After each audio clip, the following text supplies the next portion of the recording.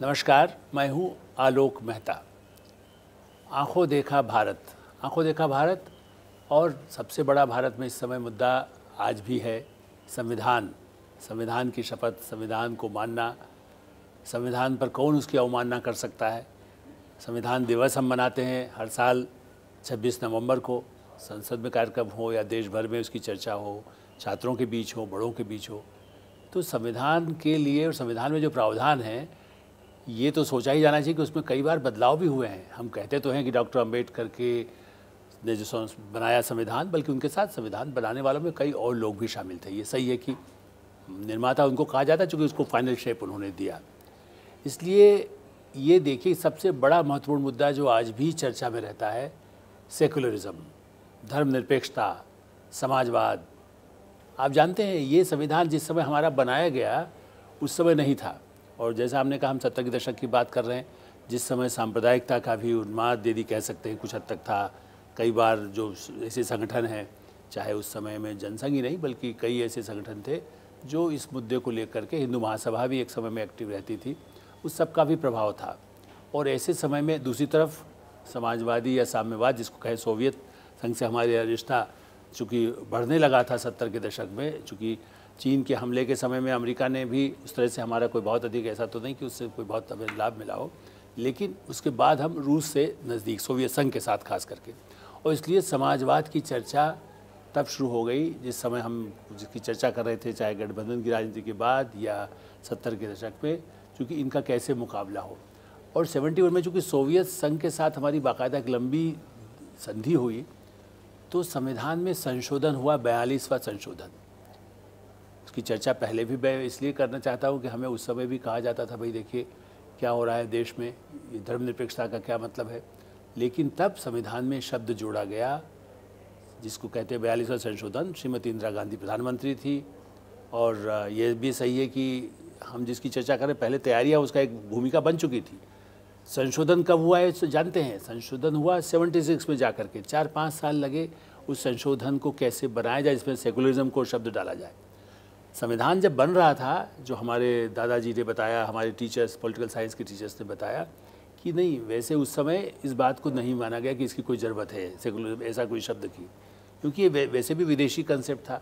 लेकिन बाद में जब ये संशोधन हुआ तो उसमें बाकायदा इसको प्रमुखता दी गई कि हम धर्मनिरपेक्षता।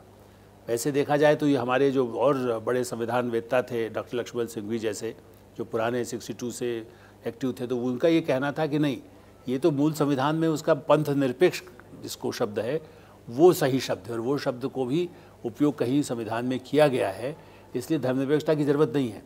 इसी तरह समाजवाद, समाजवाद सबके लिए, समरूपता, एकता, अखंडता, ये शब्द हमारे संविधान संशोधन में 42वां जब संशोधन हुआ तब जाकर के इसे जोड़ा गया है। और उस पर आज भी बहस ये जारी रहती है कि धर्मनिरपेक्ष क्या है। हिंदुत्व का मुद्दे को आकर के भी लोग कहते हैं कि हमारा तो हिंदुत्व हमेशा ही धर्मनिरपेक्ष रहा है, उसको धर्मनिरपेक्ष जोड़ने की क्या ज़रूरत है। लेकिन संविधान निर्माताओं ने शुरू में धर्मनिरपेक्ष शब्द नहीं रखा था, और उसके बाद उस पर लगातार चूँकि एक द्वंद्व सा चलता रहा। और हमारी विचारों में भी दोनों बात है। देखिए, आप 69 में मोरारजी देसाई और उस समय जो कांग्रेस की स्प्लिट हुई, तब एक विचारधारा थी उदार आर्थिक, जो आज जिसको कहा जाता है। और बैंक का राष्ट्रीयकरण का मतलब ये था कि हम थोड़ा सा साम्यवादी, समाजवादी विचारों से प्रभावित होकर बैंकों के, जो कभी किसी राजा के नाम पर था, किसी सेठ के नाम पर था, अब जब इसकी चर्चा की जाती है तो ये दोनों विचारधाराएं, ये चाहे संविधान में धर्मनिरपेक्षता शब्द का या समाजवाद का, ये दोनों विचारधाराओं के टकराव आज नहीं है। लोग समझते हैं कि आज ये टकराव हुआ है, ये टकराव पहले भी हुआ। और टकराव में वैचारिक टकराव, वैचारिक विचारधारा। आज तो विचारधारा बहुत अंतर नहीं है। कम्युनिस्ट पार्टी के नेता 57 में, तब तो हम छोटे थे, स्कूल डेज के थे, लेकिन तब भी होमी दाजी एक संत थे। इंदौर जो बड़ा ही संघ के लोगों का बड़ा प्रमुख केंद्र और हिंदुओं की विचारधारा के लिए प्रमुख केंद्र था, उसमें भी होमी दाजी वहाँ से सांसद के रूप में जीत के आए। 57 कांग्रेस भी नहीं जीती, ऐसे लोग जीते जो कल्पना नहीं कर सकते हैं। बंसीधर आज़ाद एक थे बड़े, उनका नाम आप चंद्रशेखर आज़ाद की तरह कहें, लेकिन पूरे मध्य भारत में उनका एक बड़ा बोलबाला था। राजाओं के खिलाफ, सरकार के खिलाफ लड़ाई लड़ने में एक समय में साम्यवादी श्रमिकों के साथ भी जुड़ करके आते थे। इसीलिए जो समाजवादी शब्द जोड़ा गया, हमारे समय में जिस तरह के आंदोलन श्रमिकों के चलते थे, हज़ारों की भीड़ लेकर के चलने वाले, तब जा कर के जब संविधान में संशोधन हुआ तो समाजवाद शब्द, अखंडता, एकता की जो बात है, वो भी उस समय एक तरह से ये 3 शब्दों को 42वें संशोधन में जोड़ा गया।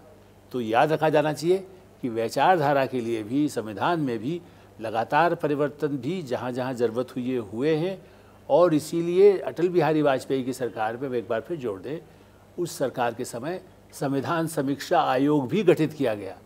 लेकिन ये सही है कि वो सरकार कुछ समय रही और उसके बाद फिर उसकी, जैसा कहते हैं, वो रिपोर्ट रह गई, कोई बहुत ज़्यादा उसके कुछ बातें मानी गई या कुछ ज़्यादा स्वीकार की गई, लेकिन वैसा जो पूरा संविधान की समीक्षा होना था उस रिपोर्ट को लागू नहीं किया सका।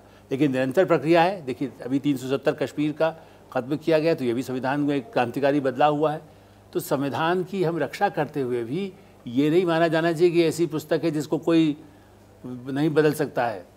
धार्मिक पुस्तक की तरह हम कहते तो है कि हमारा धर्म वो है संविधान, लेकिन ये धर्म की ऐसी पुस्तक नहीं है जिसमें बदलाव, परिवर्तन समय के साथ नहीं हुए।